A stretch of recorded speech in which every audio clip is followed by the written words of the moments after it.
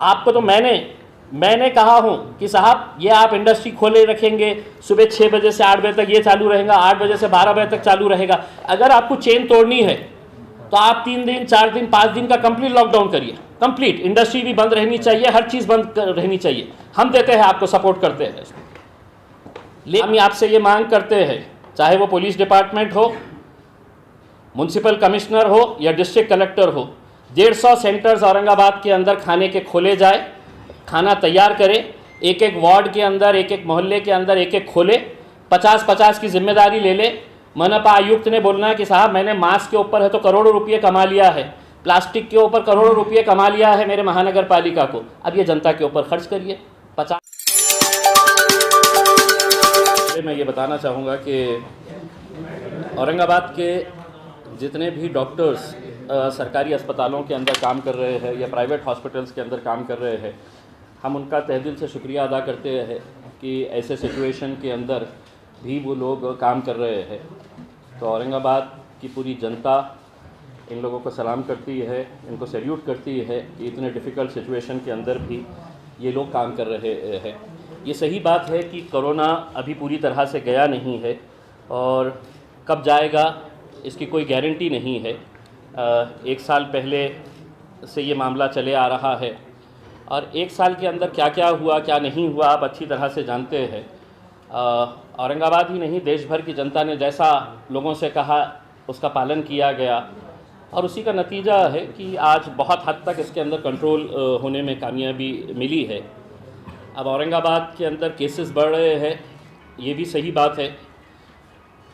मैं लोगों से यही अपील करना चाहूँगा सबसे पहले कि सारी दुनिया के अंदर इसका इलाज जो बता रहे हैं वो मास्क पहनना है। अगर औरंगाबाद की जनता, औरंगाबाद के कोई लोग अगर मास्क नहीं पहन रहे हैं, बहुत छोटी सी चीज़ है लेकिन हर एक के लिए फ़ायदेमंद चीज़ है, तो आप सारी दुनिया के अंदर देख लीजिएगा कि लोग हैं तो अपने मास्क का ये कर रहे हैं। तो मैं आज भी चाहूँगा कि मास्क के ताल्लुक़ से प्रशासन जो भी कार्रवाई कर रहे हैं हम उसका समर्थन करेंगे, क्योंकि अगर कोई आदमी अपनी गलती की वजह से दूसरों को जोखिम में डाल रहा है तो हम कतई इस बात का ये नहीं कर सकते हैं। तो प्रशासन अगर कोई कार्रवाई कर रहा है किसी के ऊपर, चाहे वो महानगर पालिका हो, पुलिस हो, हम बिल्कुल चाहेंगे कि ऐसे लोगों के ऊपर कार्रवाई हो जो मास्क नहीं पहन रहे हैं। और मास्क का मतलब ये है कि अगर हम अपनी दस्ती से अपना मुंह नहीं ढाक रहे हैं, अपने किसी दुपट्टे से हम अपना मुंह नहीं ढाक रहे हैं, मास्क से अपना मुंह नहीं ढाक रहे हैं, तो कहीं ना कहीं आप दूसरों को ख़तरे में डाल रहे हैं।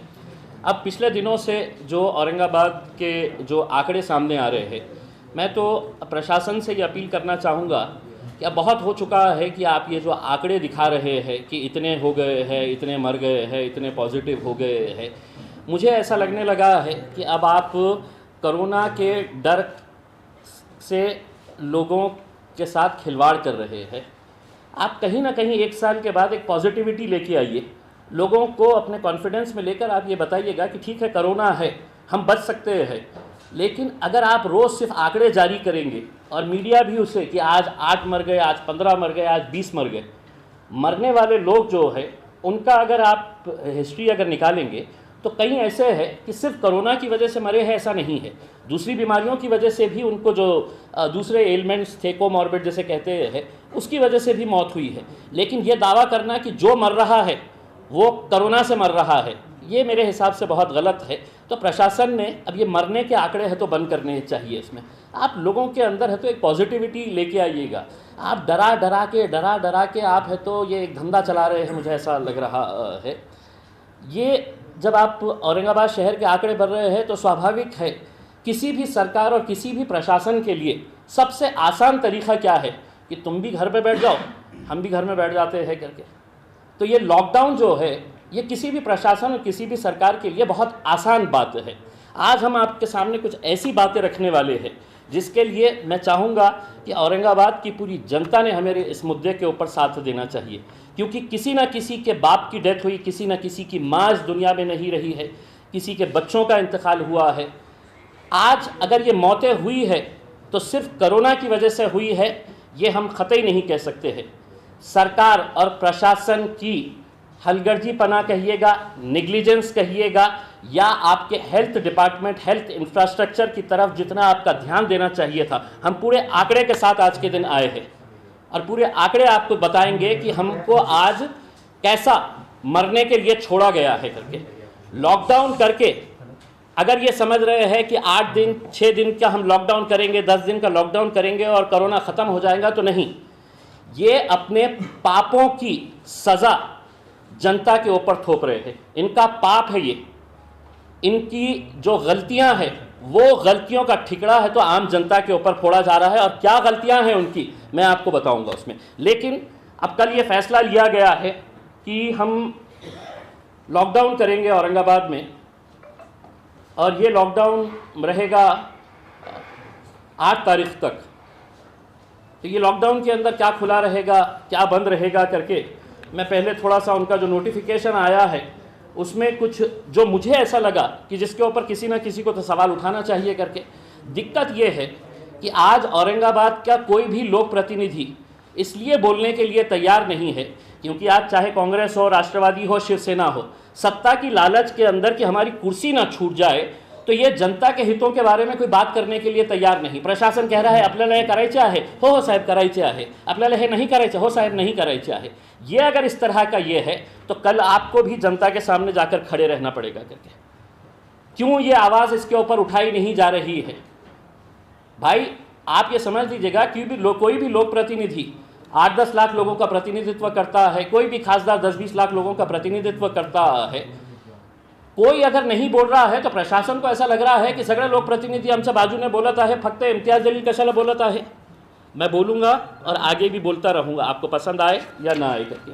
अब ये जो नोटिफिकेशन जारी किया गया है इसमें मैंने कुछ बात बताया है कि मॉर्निंग वॉक, इव्हनिंग वॉक इत्यादि प्रतिबंधित राहील, तसे सार्वजनिक ठिकाणी मॉर्निंग वॉक, इवनिंग वॉक। अब आदमी है तो अगर 24 घंटे अगर अपने घर के अंदर रहेगा, बैठे रहेगा, अपने हेल्थ के लिए अगर वो है तो अपनी बीवी के साथ मास्क लगाकर अपने गली के अंदर, अपने कहीं रोड के ऊपर टहल रहा है, वॉक करने के लिए जा रहा है, तो इसके अंदर क्या दिक्कत हो रही है प्रशासन को, इसका प्रशासन ने हमको बताना चाहिए करके। कोई भी वॉक करने के लिए जाता है तो पूरा मोहल्ले को साथ में लेकर नहीं जाता है कि 200 लोग हम वॉक करने के लिए निकले हैं करके। उसमें कोई पति पत्नी, कोई भाई बहन, कोई बाप बेटा अगर वॉक करने के लिए जा रहे हैं तो इसके ऊपर प्रतिबंध किस हिसाब से लगाया गया है, आप हमको एक्सप्लेन करिएगा। दूसरा ये है कि मंगल कार्यालय, हॉल, लग्न समारंभ, वाढदिवस, ये कार्यक्रम ये सब बंद रहेगे। या आदेशानुसार लागू करण्यात येत असलेल्या संचारबंदीच्या कालावधीत केवळ नोंदणीकृत विवाह, रजिस्टर्ड मैरिज अनुयोग्य असेल। मतलब सिर्फ रजिस्टर्ड मैरिज होंगी ये लॉकडाउन के पीरियड में।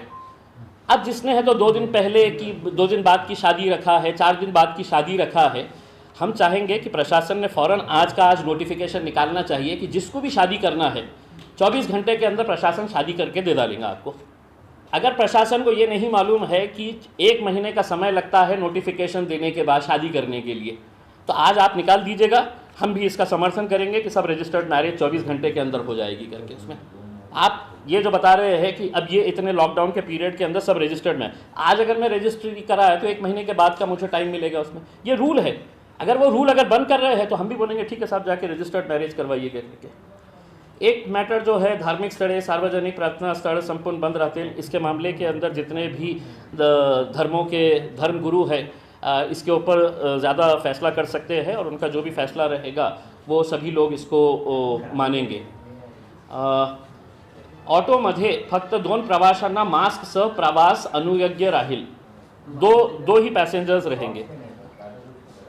बसेस चालू रहने वाले हैं। अगर बसेस में अगर माँ बाप बेटा बेटी अगर बस से उतर रहे हैं तो उनको 2 ऑटो लेना पड़ेगा, 4 जने बैठ नहीं सकेंगे, सिर्फ 2 ही लोग बैठ के उसके अंदर जा सकते हैं उसमें। और इसका एक आगे एक भी कनेक्शन है तो वो भी हम दिखाते हैं। एक अहम बात ये है कि ये उद्योग पूरा शुरू रहने वाला है।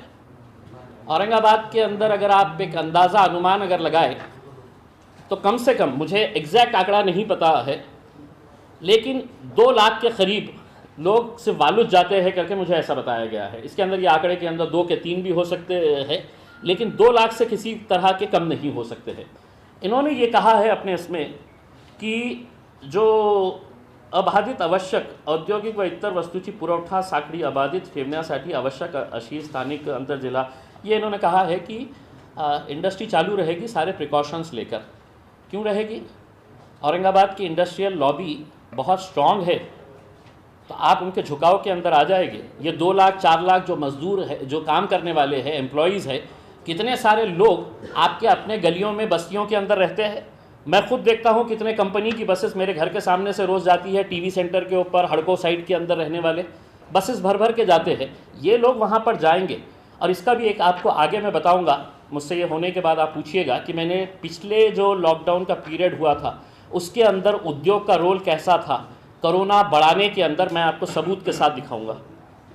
कोरोना को बढ़ाने के लिए यहाँ की एक बड़ी इंडस्ट्री ने कैसा अपना रोल अदा किया था, मैं डॉक्यूमेंट्स के साथ मैं आपको बताऊंगा उसमें। ई कॉमर्स सेवा उदाहरण अमेझॉन, फ्लिपकार्ट व तत्सम सेवा अत्यावश्यक व इतर घरपोच सुरू राहतील। क्यों? सिर्फ अमेज़ॉन और फ्लिपकार्ट ने आपको क्या बोला है? बाकी मेरे मोहल्ले का जो दुकानदार है, अगर कोई सामान देना चाहा, आपने ये स्पेशल प्रिविलेज फ्लिपकार्ट और अमेज़ॉन को क्यों दे रखा है? इनका इंटरेस्ट क्या है कि फ्लिपकार्ट और अमेज़ॉन ने ही बाकी का ये देना चाहिए। अगर कोई फ्रूट वाला, कोई सब्ज़ी वाला, कोई दुकान वाला अगर है तो आपके लॉकडाउन के जो टाइमिंग के बाद अगर देना चाह रहा है तो वो आप उसको अलाउ नहीं करेंगे। और सिर्फ यही 2 कंपनीज को क्यों अलाउ किया जा रहा है? महाराष्ट्र राज्य परिवहन महामंडळ खाजगी बस सेवेमार्फत नियमित व रात्रीच्या प्रवासी वाहतुकीस परवानगी राहील, यानी कि दिन और रात रहेगा उसमें। दूसरी तरफ आप ये कह रहे हैं कि ऑटो जो है वो सार्वजनिक तौर के ऊपर 3 व्हीलर्स बंद कर दिए गए हैं। स्थानिक सार्वजनिक व खाजगी बस सेवा, ट्रक, टेम्पो, ट्रेलर स्थानिक सार्वजनिक व खाजगी प्रवासी वाहने 2 चाकी, 3 चाकी व 4 चाकी परिशिष्ट बी मध्ये नमूद केलेल्या सूट व्यतिरिक्त संपूर्णतः बंद राहतील। अब अगर बस में से कोई आदमी उतर रहा है सेंट्रल बस स्टैंड के ऊपर और उसको सिडको जाने का है और आप कह रहे हैं कि ये पूरी तरह से 3 व्हीलर्स बंद रहेंगे, तो इसके अंदर भी थोड़ी सी क्लैरिटी अगर आप लेकर आ गए तो ज़्यादा बेहतर रहेगा।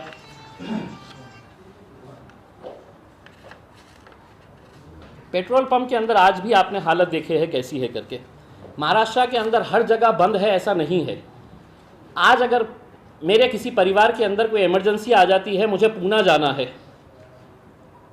मेरे गाड़ी के अंदर पेट्रोल नहीं है या मुझे औरंगाबाद छोड़कर कहीं दूसरी जगह जाने का है, तो आज ये पेट्रोल पंप की जो हालत करके रखे हुए है, इसकी वजह क्या है? Petrol diesel comes under essential commodities act.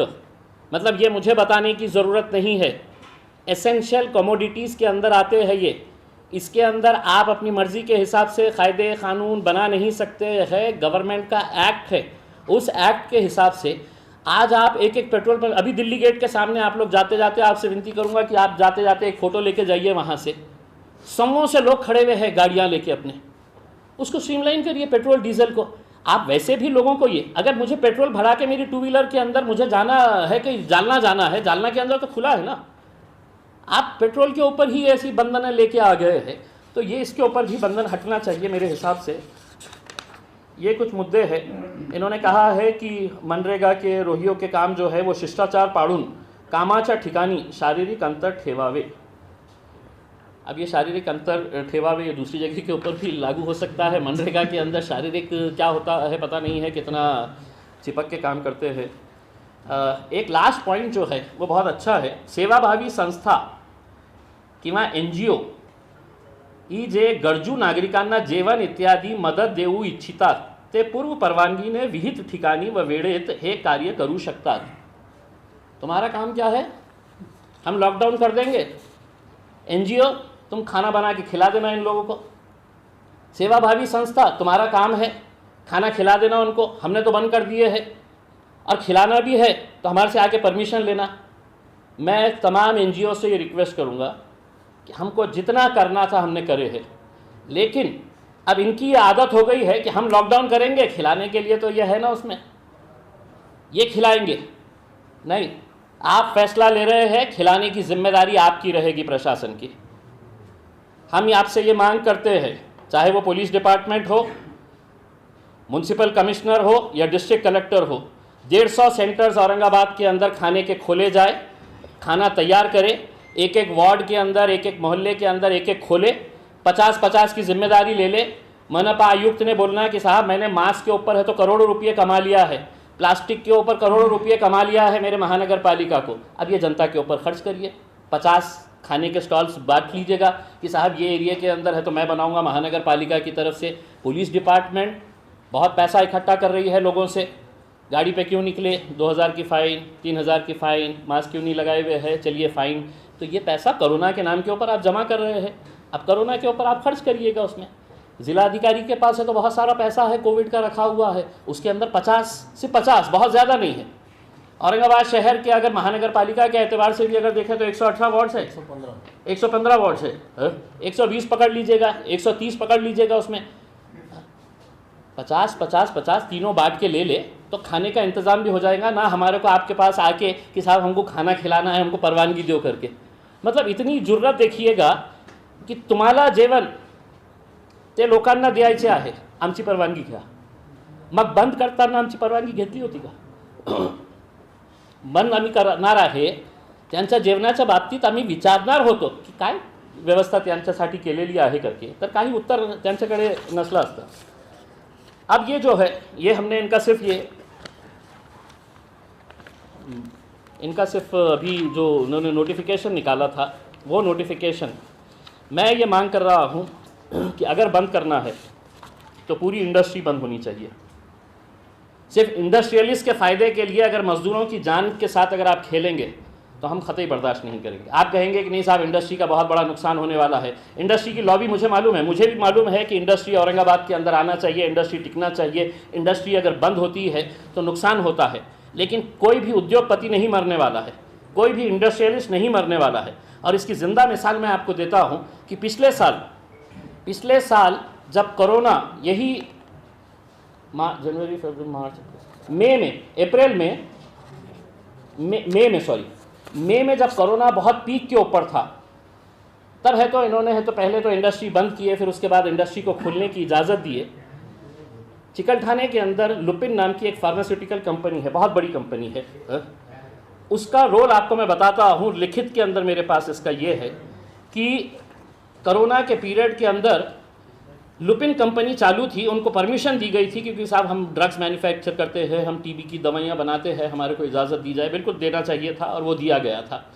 वहाँ पर एक महिला थी ललिता भगवान साड़वे, ये डेली वेज के ऊपर वहाँ पर जो कॉन्ट्रैक्ट के ऊपर आते हैं लोग, तो वो महिला वहाँ पर आई, वो पॉजिटिव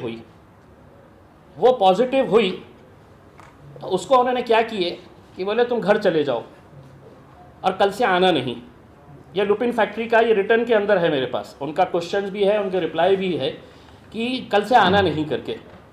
वही पीरियड के अंदर आपको याद होगा कि आरिफ कॉलोनी के अंदर सबसे पहला केस निकला था, जो लड़का पूना से आया था, उसका वीडियो आज भी आप यूट्यूब के ऊपर अगर देखेंगे तो 15 गाड़ियाँ थे।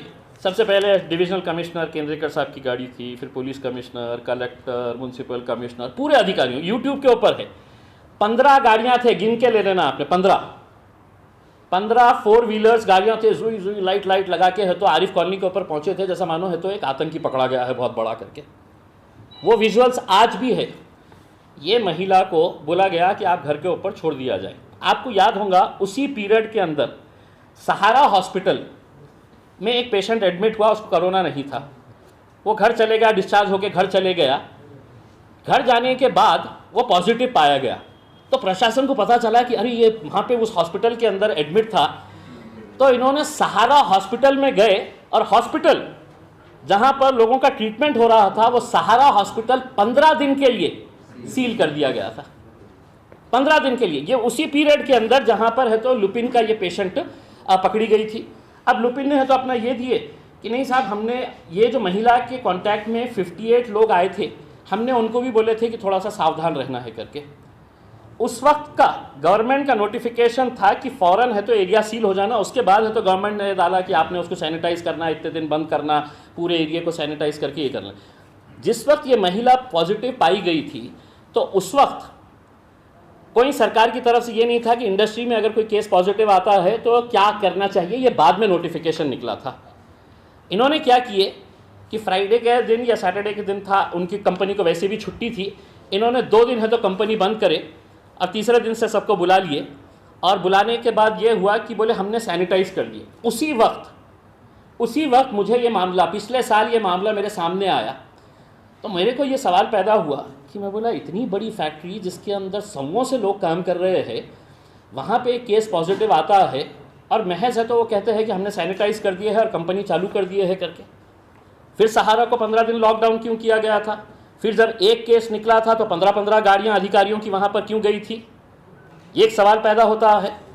तो इन्होंने बताया कि नहीं सर हमने पूरे प्रिकॉशंस लिए हैं करके।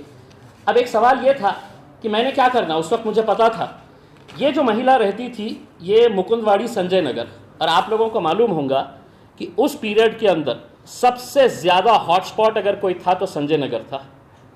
सबसे ज़्यादा लोग प्रभावित थे तो वो संजय नगर का एरिया था। अब मेरे सामने ये एक प्रश्न था कि मैं या तो मुद्दा उठा के ये लुपिन वालों को है तो पकड़ूँ इनका कि तुमने है तो ये ऐसा कैसा किए है। मैंने फ़ौरन उस वक्त के जिलाधिकारी को पूरा बताया, मैंने पुलिस कमिश्नर को पूरा बताया कि सर ये ऐसा ऐसा हुआ है करके। आपको मालूम है इतना सब बताने के बावजूद भी एक भी वरिष्ठ अधिकारी लुपिन के अंदर कदम नहीं रखा, न जाके इंस्पेक्शन किया। कौन गया वहाँ पे? तो पुलिस डिपार्टमेंट की तरफ से वहाँ पे मेरे ख्याल इंस्पेक्टर पोटे बोल के थे, वो गए, और एक शॉप इंस्पेक्टर नहीं फैक्ट्री इंस्पेक्टर गया वहाँ पे चेक करने के लिए। बस 2 लोग गए। तो मैंने वो फैक्ट्री इंस्पेक्टर से पूछा, मैं बोला ये जो कंपनी है रूल्स के हिसाब से, मैंने बोला साहब उन्होंने सब साफ़ सफाई करके शुरू कर डाली बोले काम। तो आप सोचिएगा कि मतलब इंडस्ट्री अपने तौर के ऊपर कोई कर्मचारी होता है तो तुम जाओ घर पे जाओ, तुम जियो मरो, क्या करना है तुम्हारा ये करो करके।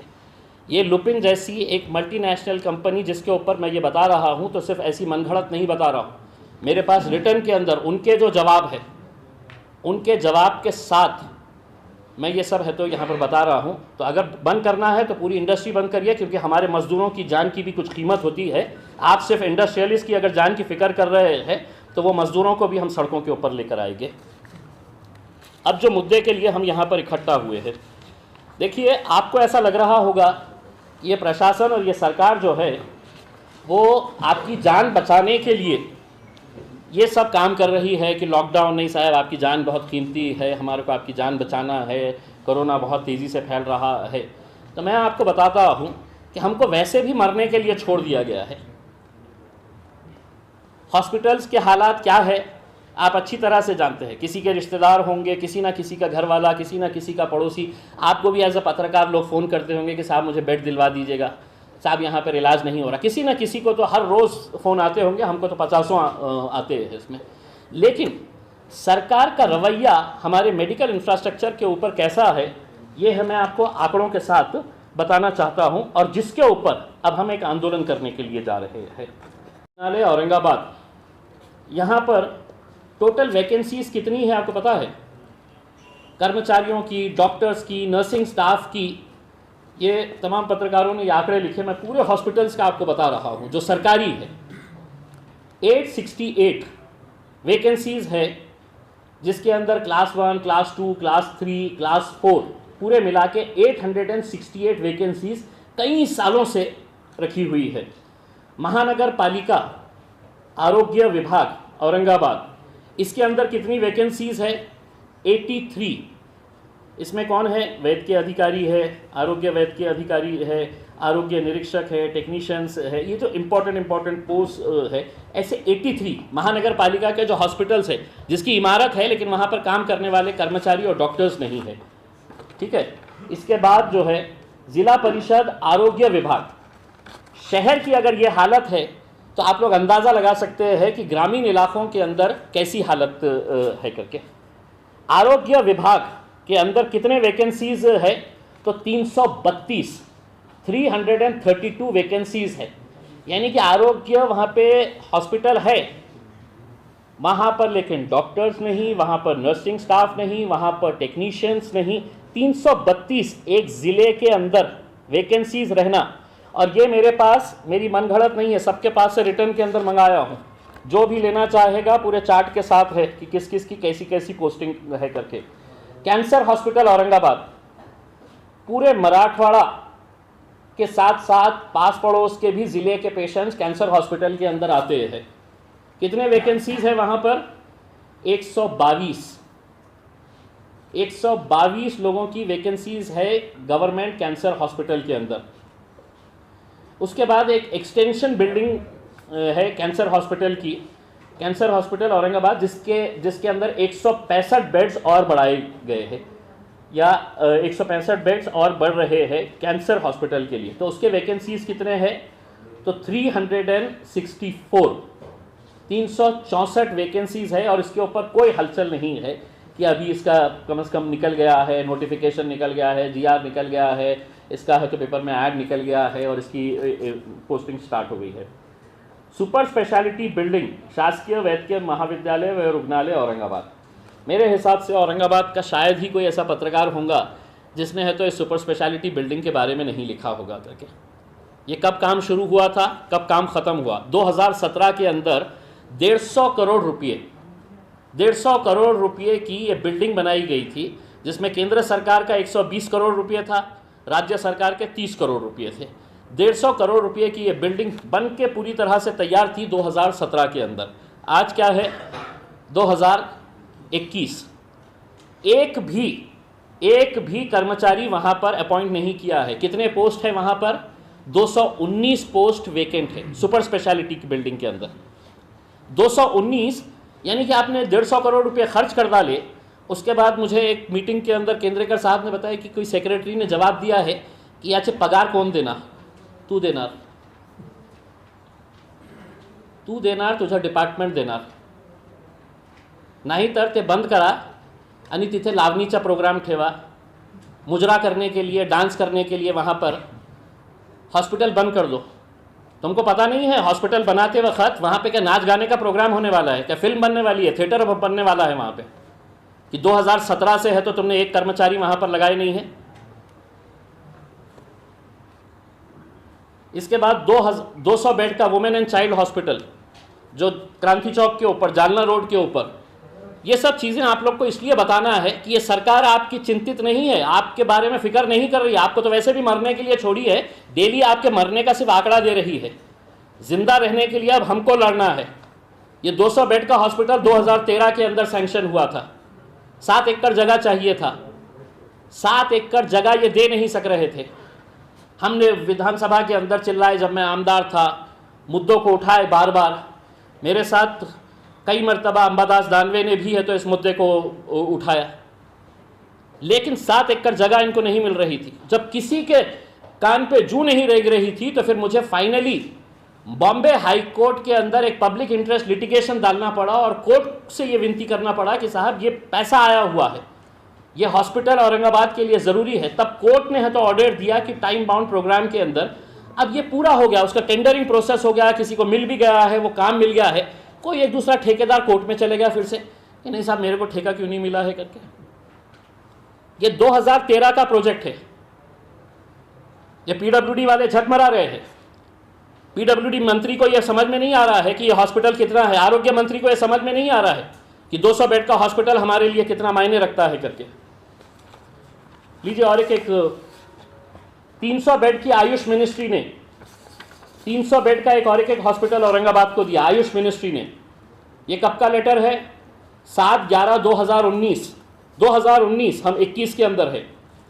तो उसके अंदर ये लेटर आया था कि जिला रुग्णालय ठाणे, रायगढ़, रत्नागिरी, औरंगाबाद, हिंगोली राष्ट्रीय आयुष अभियान कार्यक्रमाअंतर्गत जिल्हा स्तरावर 30 खाटांचे आयुष्य रुग्णालयाबाबत ये एक नोटिफिकेशन उन्होंने जारी किए कि यहाँ पर है तो आपको 30 बेड का हम एक हॉस्पिटल दे रहे हैं आयुष मिनिस्ट्री की तरफ से, और इसके लिए आपको ये डॉक्यूमेंट्स बनाना है, ये प्रपोजल तैयार करना है और हमको लैंड की डिटेल्स फॉरवर्ड करना है 2019 का। उसके बाद ये हुआ है कि 6 फरवरी 2020, ये 2021 है, फरवरी चले गया है, यानी कि 1 साल 1 महीना हो गया है। इसके बाद ये आरोग्य विभाग जिला परिषद औरंगाबाद एक पत्र लिखता है जिला शल्य चिकित्सक, और उसको ये बताता है कि हमको सेंट्रल गवर्नमेंट ने, ये आयुष मिनिस्ट्री ने, ये 30 बेड का हॉस्पिटल है तो हमको सैंक्शन किया है, इसके लिए हमको ज़मीन की रिक्वायरमेंट है, आप फ़ौरन हमको ज़मीन दें। कितनी ज़मीन चाहिए?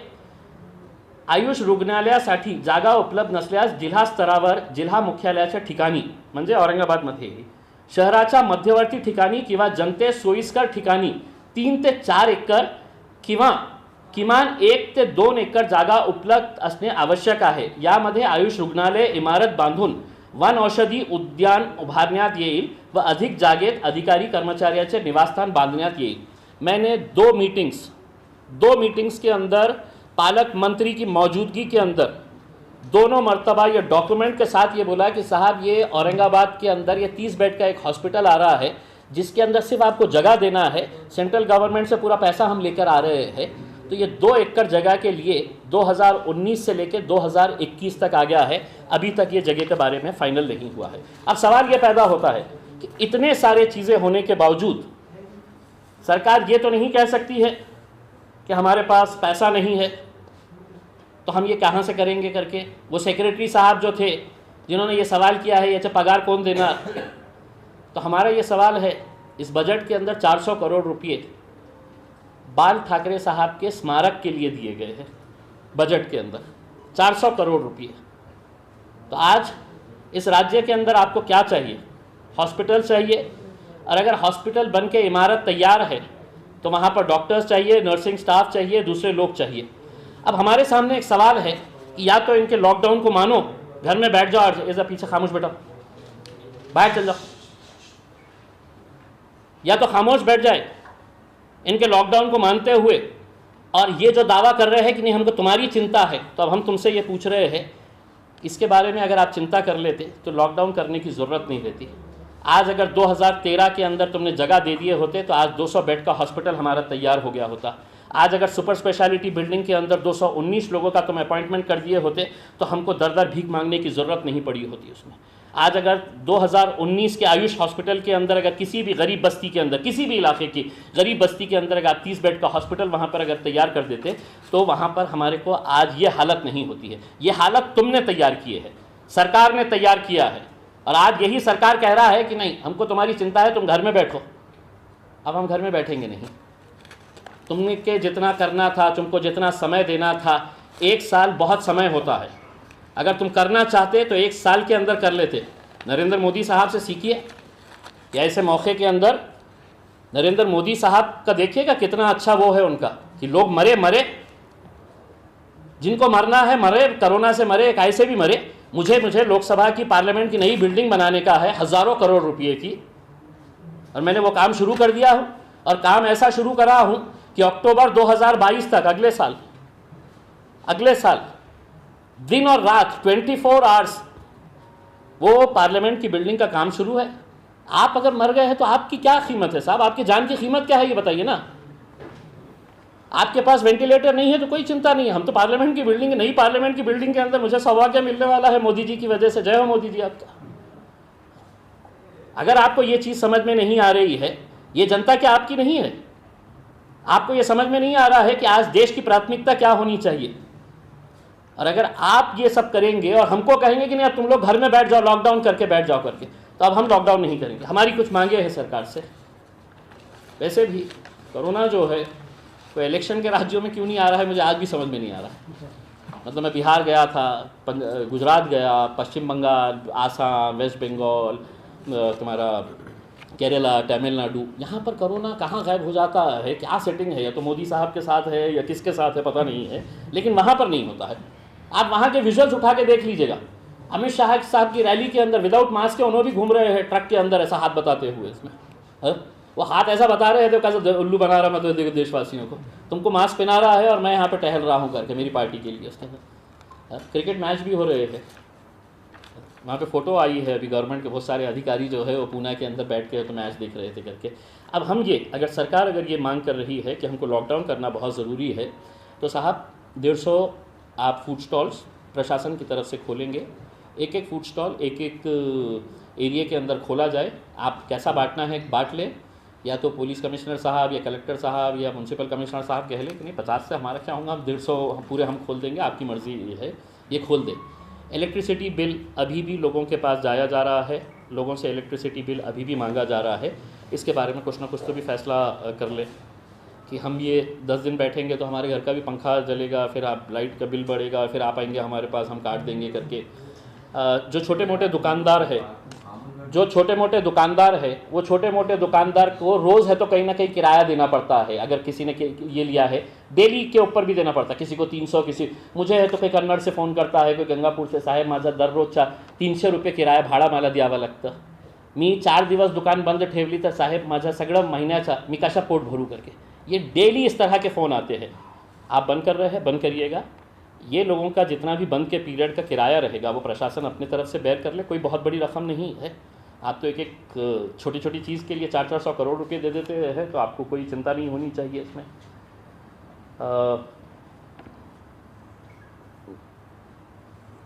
ये सब जो मैंने आंकड़े बताए हैं कि जो वैकेंसीज़ है, सबसे बड़ी दुर्भाग्य की बात यह है कि पश्चिम महाराष्ट्र के अंदर हमारे से ज़्यादा केसेस निकल रहे हैं, पूना में हमारे से ज़्यादा केसेस निकल रहे हैं, लेकिन वहाँ के नेताओं ने वहाँ के हॉस्पिटल्स को पूरी तरह से तैयार करके रखा हुआ है। तो कहते हैं कि आपके पास तो कितने 1700-1800 निकल रहे ना, हमारे पास तो 5000 तक निकल रहे हैं, लेकिन हम लॉकडाउन नहीं करेंगे करके, क्योंकि उन्होंने वहाँ पर हमारे मराठवाड़ा के ही, ये औरंगाबाद ही नहीं, मराठवाड़ा का दुर्भाग्य समझिए कि दोनों आरोग्य मंत्री जो है वो मराठवाड़ा से ताल्लुक़ रखते हैं।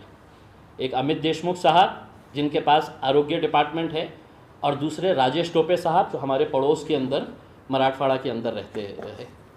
तो दोनों आरोग्य मंत्री मराठवाड़ा के रहने के बावजूद भी अगर इतनी सारी पोस्ट अगर खाली है, तो अब आप बताइए हमने क्या करना। अब हम खामोश नहीं बैठेंगे। और पिछले कल जब से ये नोटिफिकेशन निकला है, आप अगर लोगों की मांग अगर देखेंगे, चाहे वो सोशल मीडिया के ऊपर देखिए, मतलब नॉन स्टॉप लोगों के फ़ोन आ रहे हैं कि साहब है हो देव नका करके। हम चाहते हैं कि कोरोना ख़त्म होना चाहिए, लेकिन अगर आप सिर्फ 8 दिन के अंदर ये करेंगे और उसके बाद फिर हमको और 4 साल है तो सुपर स्पेशलिटी की बिल्डिंग खाली पड़ी रहेगी, हॉस्पिटल के अंदर कोई अपॉइंटमेंट नहीं होगा, कोई रिक्रूटमेंट नहीं होगा, तो वैसी ही परिस्थिति रहने वाली है। मरने वाले लोग जो है वो सिर्फ कोरोना से मरे नहीं है, आपकी गलतियों की वजह से भी मरे हैं, क्योंकि किसी को वेंटिलेटर नहीं मिला, किसी को बेड नहीं मिला। आपने वो तस्वीरें देखी होंगी कि एक एक बेड के ऊपर 3-3 लोग बैठे हुए हैं, 3-3 लोग जिनके ऊपर ये लगा हुआ है ऑक्सीजन का। कहाँ है वो तस्वीरें, है क्या? हाँ, लेके आइए। हाँ, तो वो लोग जो है वो कौन है? वो कोई गरीब लोग है ना उसमें। हाँ, उनके बारे में कोई बात करेगा नहीं करेगा? ये आप लोगों ने फ़ोटो देखे होंगे मेरे हिसाब से। हाँ, ये सब ने देखे होंगे। हाँ, तो ये इसके बारे में किसी ना किसी ने तो सोचना चाहिए ना। अब ये 30 तारीख से है तो ये ना वो करने चाह रहे हैं। मैं औरंगाबाद की जनता से हाथ जोड़कर ये अपील करना चाह रहा हूँ, कल हो सकता है कि ये कोरोना हमारे घर में भी आ जाए, हमारे परिवार को भी परेशान करे। जिसके पास पैसा है वो प्राइवेट हॉस्पिटल के अंदर चले जाएगा, लेकिन वो गरीबों के बारे में भी सोचना पड़ेगा जो इन सरकारी अस्पतालों के अंदर जाता है और वहाँ पर उसको पता चलता है कि बेड अवेलेबल नहीं है।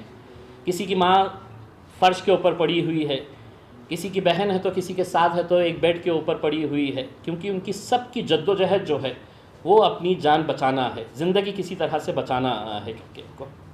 31 तारीख के दिन, 30 तारीख के दिन प्रशासन ने ये फैसला किया है कि हम लॉकडाउन औरंगाबाद में शुरू करेंगे। 31 तारीख के दिन दोपहर 3 बजे पैठन गेट से पूरे नियमों का पालन करते हुए एक एक व्यक्ति मास्क लगाए हुए हम पैठन गेट से जिलाधिकारी ऑफिस तक एक मोर्चा निकालेंगे। और इस मोर्चे के अंदर वो लोग शामिल रहेंगे जो ये मांग करेंगे कि तुम ये हमको बताओ कि ये पोस्ट कब भरने वाले हैं करके। कोरोना से लड़ाई के अंदर हम भी साथ देंगे, लेकिन अगर मरना वैसे भी है और ऐसे ही है तो अब हम लड़कर मरेंगे। हम 30 तारीख के दिन 30 तारीख के दिन आप लगा दीजिएगा। औरंगाबाद के अंदर जो लोग, अगर ऑटो रिक्शा वाले हैं तो पूरे ऑटो रिक्शा के साथ आप पैठन गेट से इस मोर्चे के अंदर शामिल होंगे।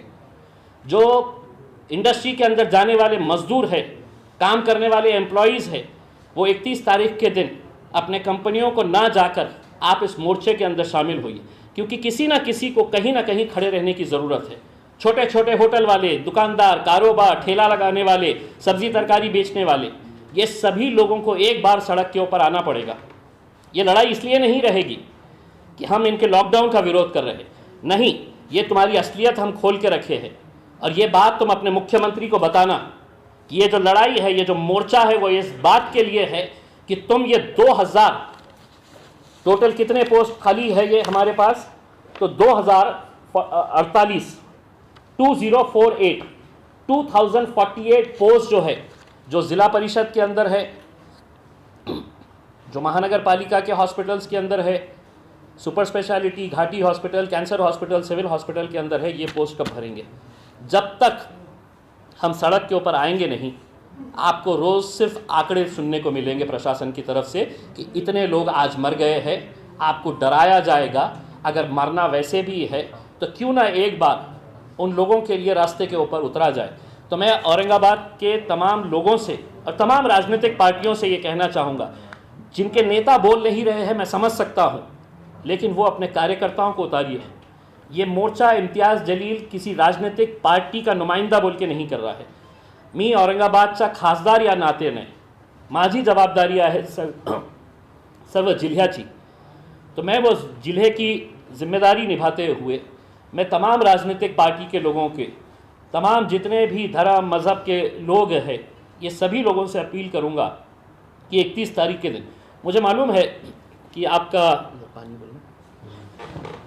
मुझे मालूम है कि ये जो पॅन्डेमिक ॲक्ट है, आपने नोटिफिकेशन निकाल दिए की तुम्ही कोणताही जुलूस काढू शकत नाही, तुम्ही हे करू शकत नाही, ते करू शकत नाही, माहीत आहे आम्हाला सगळ्याला, तुम्ही आमच्यावर कारवाई करणार हे पण माहीत आहे आम्हाला। लेकिन उसी पॅन्डेमिक एक्ट के तहत मैं प्रशासन को और सरकार को एक बात कहता हूं कि उसी पॅन्डेमिक एक्ट के अंदर प्रशासन को ये राइट दिया गया है कि आप कोई भी इंस्टीट्यूशन अपने कब्जे में ले सकते हैं, चाहे वो प्राइवेट रहो या कोई भी रहो। तो आपको अगर मालूम है कि घाटी आपके लिए है तो लोगों की सेवा नहीं दे पा रहा है, आप ले लीजिए ना, पूरे जितने प्राइवेट हॉस्पिटल्स औरंगाबाद के अंदर है उसको एक्वायर कर लीजिएगा, आप मॉनिटर करिएगा। आप में है हिम्मत इतनी कि जितने प्राइवेट हॉस्पिटल्स आप ले सकते हैं, कानून के तहत पैंडेमिक एक्ट के अंदर ये प्रोविज़न है, आप पूरे प्राइवेट हॉस्पिटल्स एक्वायर कर लीजिएगा, आप मॉनिटर करिएगा कि बेड्स किसको देना है, किसको नहीं देना है, कितने बेड्स कहाँ पर अवेलेबल है करके। ये नहीं करेंगे और सबसे आसान तरीका कि लॉकडाउन लॉकडाउन लॉकडाउन, तो ये कब तक चलने वाला है। तो एक बार फिर से मैं आप लोगों से अपील करूँगा कि ये औरंगाबाद का ही नहीं, ये हर जगह के लोगों के लिए एक वो बनना चाहिए कि देखिए औरंगाबाद के लोग खड़े रहे तब जाकर, क्योंकि कोई ना कलेक्टर गारंटी दे सकते हैं, ना डिविजनल कमिश्नर, ना म्यूनसिपल, ना पुलिस कमिश्नर गारंटी दे सकते हैं कि ये 10 दिन के बाद है तो कोरोना पूरी तरह से ख़त्म हो जाएगा करके। आप लिखित में दे दीजिएगा।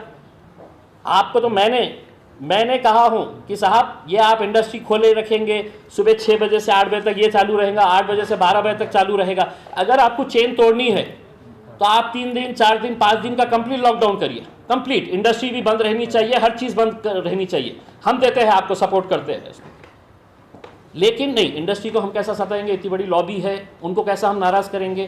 प्राइवेट हॉस्पिटल्स का हम कैसा एक्वायर करेंगे, इतनी बड़ी लॉबी है उनकी, अपनी मर्जी से वो जितना बिल चाहे वो बना रहे हैं, पेशेंटों को लूट रहे हैं, ये सब आप जानते हैं।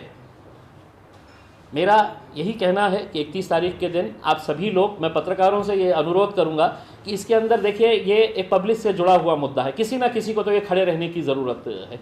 और अगर हम नहीं खड़े रहेंगे तो हो सकता है कि आगे जब हमारे ऊपर दिक्कत आएगी, जब किसी गरीब के ऊपर दिक्कत आएगी और वहाँ पर उसको पता चलेगा कि नहीं, मैं मेरी माँ को है तो एक बेड तक नहीं दे सका हूँ, बेड दिलाया हूँ तो वहाँ पर उसको इलाज करने के लिए वहाँ पर नर्स नहीं थे, डॉक्टर नहीं थे।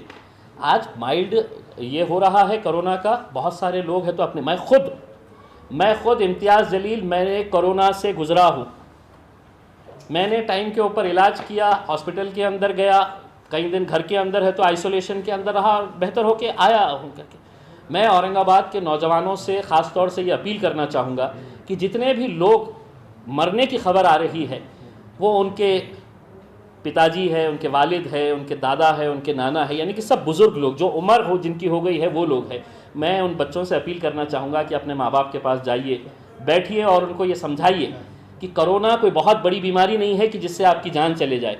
आज जिस तरह से ये प्रशासन के ज़रिए जो एक डर और खौफ का माहौल तैयार किया जा रहा है, किसी को भी कोरोना हो जा रहा है तो हर कोई बर्दाश्त करता ऐसा नहीं है, उसकी आंखों के सामने अपनी मौत नज़र आ रही है कि अब मैं मरने ही वाला हूँ। नहीं मरेंगे आप, अगर आप हिम्मत से, और ये बच्चों की जिम्मेदारी है कि अपने माँ बाप के पास बैठिए, अपने माँ बाप के पास बैठ के है तो अपने समझाइए उन्हें कि आपको कोरोना भी अगर हुआ है तो कोई ये नहीं है। क्योंकि देखिए, माँ बाप अगर चले गए, दादा दादी नाना नानी अगर चले गए तो उसके बाद रोने से कुछ ये नहीं होगा। उनके पास बैठ के उन्हें समझाइए। सड़क के ऊपर निकलते वक्त आपकी ज़िम्मेदारी है। किसी ने भी मुझे ये फ़ोन करके कहना नहीं कि पुलिस वाले ने मुझे पकड़ा है, मैं मास्क नहीं पहना था। अगर किसी ने कहा, मैं पुलिस वाले को कहूँगा कि डबल उससे पैसा लो करके, क्योंकि जो जो हमको मदद करनी है वो मदद हमने करनी है। अगर आपकी गलती की वजह से दूसरों को नुकसान हो रहा है तो हम ये ख़तई बर्दाश्त नहीं करेंगे। अगर आप लोगों के कुछ सवाल तो बताइए।